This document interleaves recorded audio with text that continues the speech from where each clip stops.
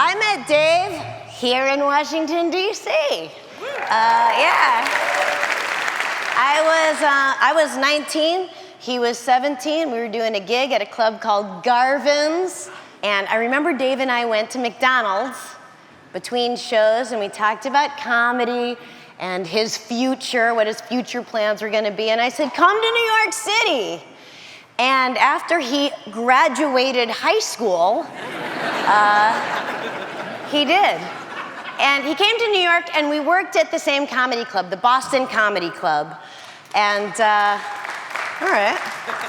I know it's a little confusing. It was a club in New York City called the Boston Comedy Club. Look, I don't come up with the names, cokeheads do.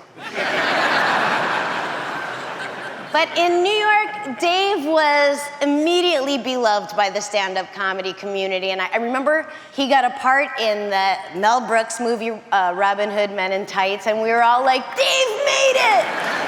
He came back from LA, and he got right on stage to talk about his trip out west and how he finally went to Compton after hearing so much about it. And he was like, stunned to see that people there had yards. All the lore of Compton, and people were like mowing their lawns. And of course they were, but there was just like something about that tiny little detail. And that's what he does.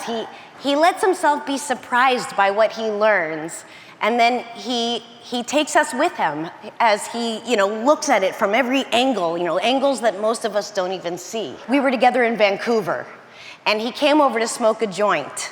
And that's exactly what he did. He came over,